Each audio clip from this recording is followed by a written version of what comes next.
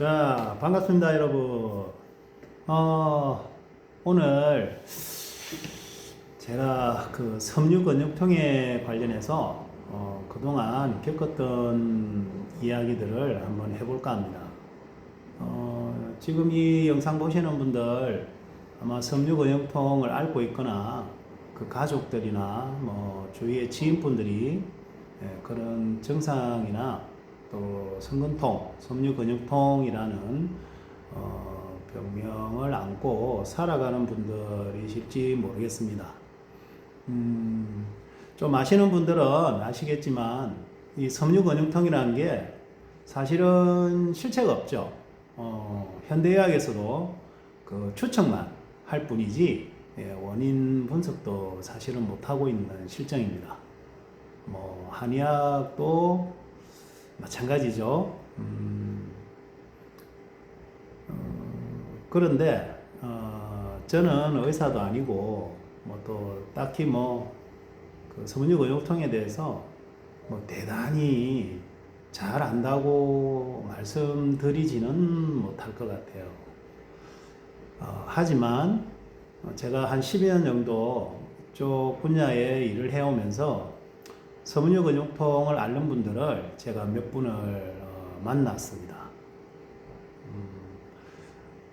뭐 대부분 제가 하는 일 중에 대부분이 그 성근통이 아니라 실질적으로는 뭐 허리 아픈 분, 뭐 목이 안 좋은 분, 어깨 안 좋은 분들, 뭐 이런 분들이에요. 뭐 그리고 또 간혹 그 자율신경이 무너졌다든지 아니면 자가면역 질환 환자들, 이 가끔씩 이렇게 허리 아픈 분들이라든지 소화가 안 되는 분들이 겹쳐서 그런 증상을 갖고 계신 분들이 있었지, 실질적으로는 그런 분들을 주로 할 수가 없었습니다.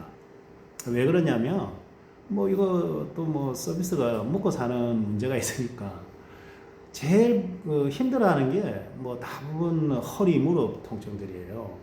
주위 분들. 그러니까 그렇다 보니까 그런 증상들 위주로 저도 케어가 가고 교육도 하고 또 아픈 것이 사라질 수 있는 여러 가지 방법들을 우리 오시는 환우분들한테 알려드리고 또 직접적으로 또 뭐 지압이라든지 경락 쪽 이런 신경계 쪽을 건드리면서 도움을 드리고 있었죠. 왜 이런 시점에서 섬유근육통 얘기를 드리냐면요, 이건 아마 겪어보지 않은 분들은 사실 잘 모르실 거예요. 또 저처럼 이런 분들을 케어하면서 저는 간접 경험이겠지만 사실은 제가 제 뇌피셜인데 그 암 환자분들 통증하고 거의 비견되지 않을까? 아니면 저는 조금 더 강력하다고 봐요. 정말 견디기 힘든 이 통증과 여러 가지 불편한 증상들을 안고 살아가시는 분들이세요. 제가 지금까지 그런 증상들을 겪는 분들을 막 이렇게 많이 도움을 드렸다고 할 수는 없어요. 왜 그러냐면 그런 분들이 이렇게 집중해서 올 수가 없어요. 아시겠지만 아는 분들은 아세요. 이 섬유근육통을 앓는 분들은 사실 주위에 그렇게 많지 않아요. 그런데 대한민국만 해도 전 국민을 대상으로 할 때 보면 그런 분들이 우리 국민들 그 전 인구 수에 대비하면 약 한 1%? 그 정도 될까요? 아마 없지 않아 그럴 겁니다. 근데 뭐 허리 환자분들 이런 분들은 뭐 거기에 비하면 더 많은데요.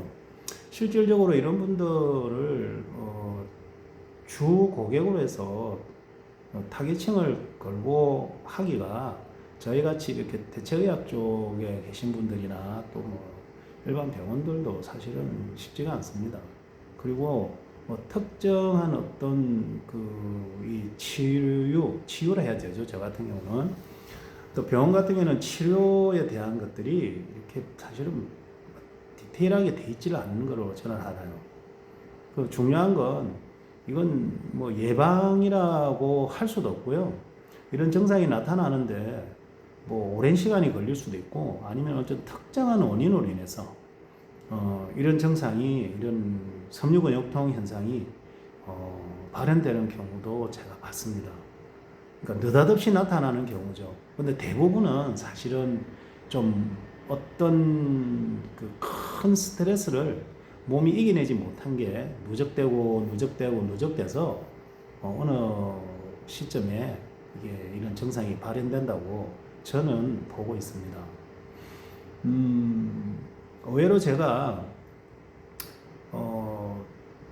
허리나 무릎에 아파서 오시는 분들 있잖아요. 뭐 그런 분들이 수술을 하기 전이라든지 아니면 수술하기 싫어서 이런 자연요법이나 이런 다른 방법이 없는가 하고 오시는 분들이 케어하는 거, 그거에 비해서 섬유근육통 환자들이 겪는 뭐 통증이라든지 불편한 증상들은 사실 그 허리 아픈 분들도 사실은 본인 스스로들은 너무 힘들어하시고 애로사항이 많겠지만 이 섬유근육통을 겪는 환우분들에 비하면 사실 저는 비교가 안 된다고 봐요. 그분들 정말 뭐 죽었으면 좋겠다 할 정도의 표현도 하시거든요. 뭐 왜 그러냐면 병원에서 뭐 그런 진단을 받은 다음에 뭐 약물요법이나 주사요법 또 한의원도 마찬가지예요. 침이나 뭐 추나 또 한약 이런 처방을 받고 약들을 드시고 처음에는 조금 진정되는 감이 없지 않아 있는데 이게 세월이 좀 흘러가면 아시겠지만 어떤 약이든 내성이 생기기 마련이거든요. 그러다 보니까 시간이 좀 지나다 보면요, 이런 통증 약물이라든지 신경계 약물들이 이제 잘 듣지 않을 시점이 옵니다. 이제 그 시점이 되면 도저히 감당이 안 되는 거예요, 이분들.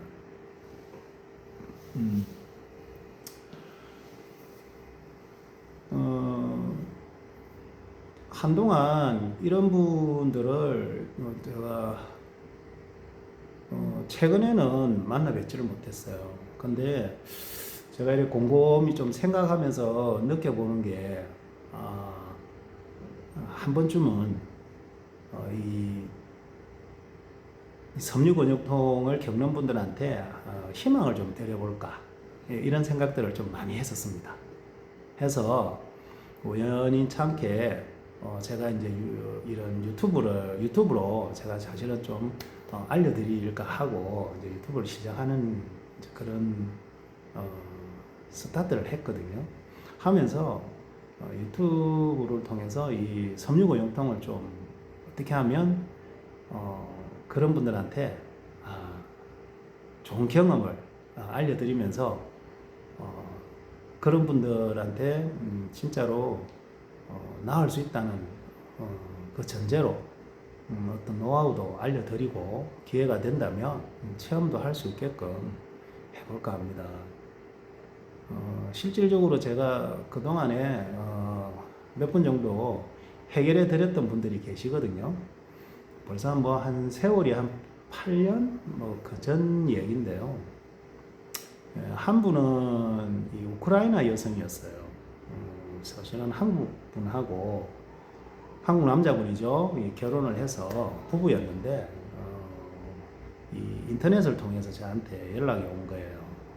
부인이 이런 증상을 겪는데 어떤 해결법이 있냐. 저는 가능하다고 말씀을 드렸죠. 그래서 언제든지 한번 찾아오시라고 했는데 그 이후로는 연락이 없었어요. 근데 그리고 한 1년이 지났나? 다시 그분이 남편분이 전화가 온 거예요. 그리고는 왜 이제 제가 그랬어요. 1년 만이시네요. 전화를 저장해 놓으니까 그분이 어떻게 하냐고 했는데 전화를 저장해 놨다. 그래서 그동안 어떻게 지내셨냐는데 그동안 대한민국에 있는 모든 병원을 다 다녀봤답니다. 막 검사하며 별의별 걸 다 해봤는데도 개선이 안 되더래요. 그래서 다시 한번 전화를 주셨다고. 그래서 자 그러면 어떻게 하면 되겠냐 하셔서 제가 할 수 있는 방법을 강구를 해드렸어요. 근데 다행히 이제 그분이 뭐 이제 뭐 아시잖아요. 뭐 사실은 많은 분들이 뭐 어떤 일이 벌어지면 뭐 저 같은 사람을 찾아올 수가 없잖아요. 모르니까. 그래서 어떻게 우연찮게 인터넷에 제가 올린 글을 보고 또 인연이 돼서 전화를 하셨는데 그 1년 동안 너무 힘들었답니다. 뭐 병원에 큰 병원 가면 당연히 이제 고쳐지지 않을까 생각하고 가는 데마다 모든 검사도 다 하고 그래서 비용도 너무 많이 들었고 그리고 지쳤대요. 그런데 나아지는 거는 전혀 없고 그래서 이제 뭐 어떻게 하겠습니까? 이렇게 우연히 알게 된 저한테 1년이 지나서 다시 전화를 하시고 그걸로 인연이 돼서 어떻게 방향을 제가 잡아드리고 그때 이제 제일 기준을 했던 게 제가 원적외선을 통한 온열을 써보시라고 했어요. 사실은 그런 개념이 없는 분들한테 밑도 끝도 없는 이런 어떤 케어 방향을 전달해드리면 사실은 많은 분들이 믿을 수가 없어요. 뭐 하는 말 맞다나 유명한 의사도 아니고 아니면은 뭐 자격증 있는 사람도 아니고 그 시절에는요 아니고 병원도 아니죠. 그리고 뭐 이 온라인을 통해서 얼굴도 한번 안 본 사람하고 대화를 나눈 다음에 어떤 결정을 한다는 게 쉬운 일이 아니라는 걸 여러분들도 잘 아실 겁니다. 근데 어떻게 하겠어요?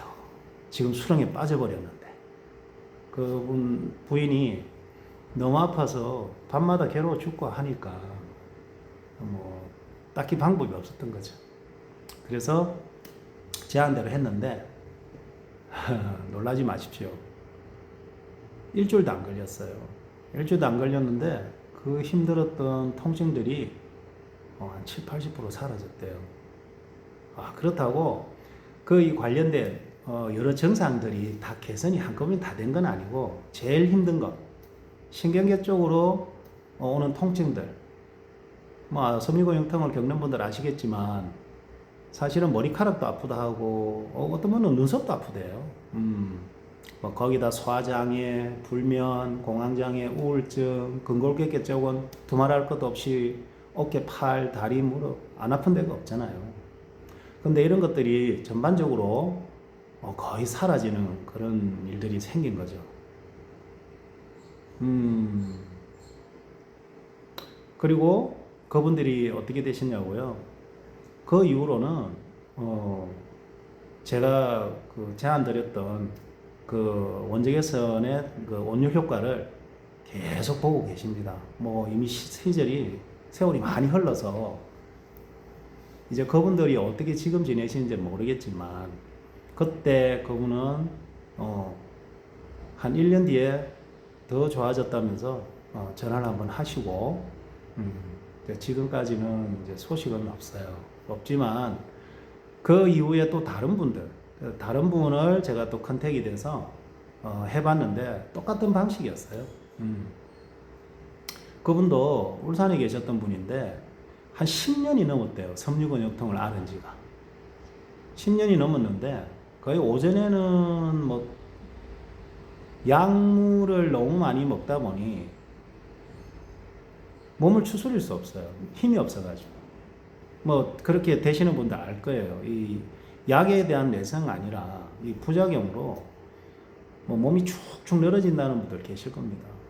그러니까 도저히 힘을 내고 싶어도 힘을 낼 수 없는 그 일어나는 통증들을 해결하려고 병원에서 처방하는 약을 먹긴 했지만 어느 시점에서는 약이 듣는 시간이 점점 줄어들지 않습니까?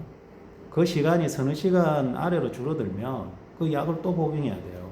근데 잘 듣지를 않아요. 근데 이분도 제가 그랬어요. 거기도 참 희한한 게요. 아마 당사자들 잘 아실 거예요. 이 섬유근육통 앓는 분들 의외로 기력이 없어요. 그리고 뭔가 하고자 하는 열정이 많이 빠진 분이 있어요. 오래되신 분들은.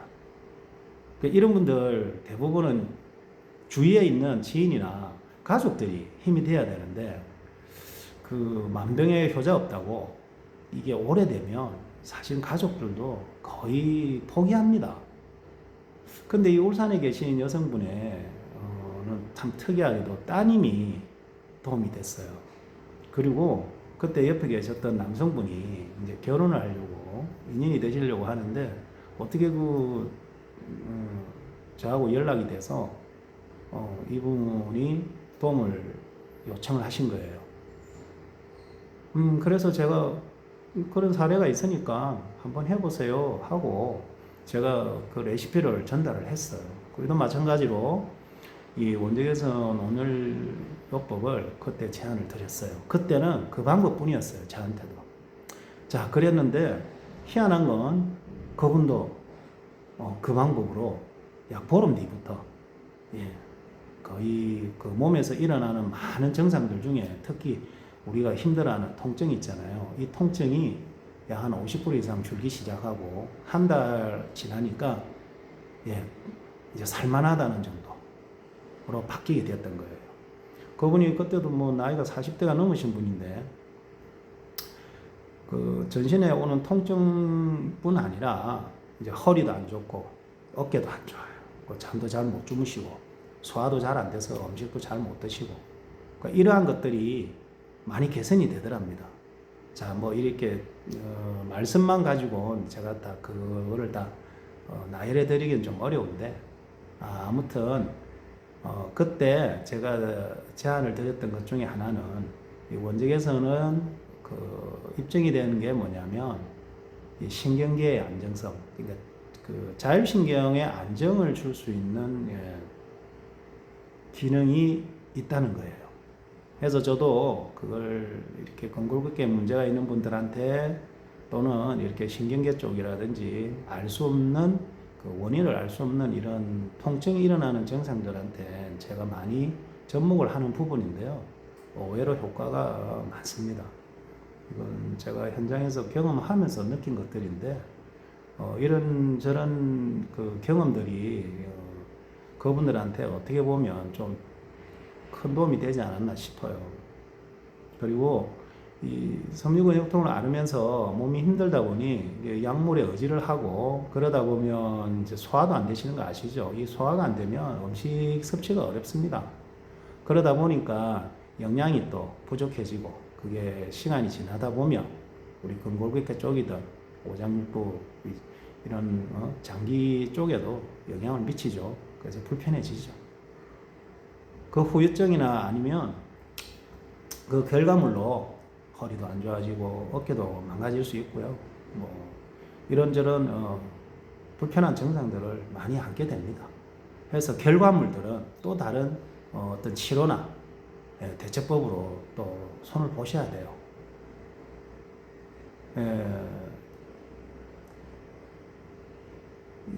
여러 가지 방법들도 많고 한데 제가 지금도 뭐 이런저런 온라인 쪽에 네이버나 다른 쪽에 이렇게 찾아보면 세월이 지금 한 7, 8년 그리고 섬유근육통을 알게 된 지 저도 한 10년이 넘었는데 의학계 쪽은 크게 변하는 건 없더라고요. 아직도 원인 분석 파악도 안 되고 그러니까 원인을 모르니까 치료할 수 있는 방법도 사실은 못 찾고 있는 거죠. 해서 오늘 제가 섬유근육통에 관련해서 처음으로 이렇게 영상을 찍고 있는데요. 이 영상을 보시는 섬유근육통 환자분들이나 또 그 지인분들, 가족분들이시라면 저한테 언제든지 문의를 주셔도 좋습니다. 이 섬유근육통은 제가 이렇게 말씀드릴 수 있어요. 나을 수 있습니다. 나아집니다. 뭐 고쳐진다고 할 수 있죠. 근데 저는 고쳐드리는 사람은 아니에요. 그 방법을 하는 거예요. 그 레시피를 전달해 드릴 수 있습니다. 그래서 희망을 꺾지 마시고 특히 오래된 분들일수록 희망을 버리지 마시길 바랍니다. 어느 병처럼 원인이 없는 거는 아닐 텐데 그거를 못 찾고 있을 뿐인데요. 저 같은 경우는 유추하는 건 이건 저는 극심한 스트레스라고 봅니다. 근데 그 극심한 스트레스로 신경계의 어떤 교란이 일어나고 그 교란이 내 몸을 좀 침범했다고 보는 겁니다. 앞으로도 섬유고용통에 관련해서 제가 짧게 또 여러분들한테 도움이 되는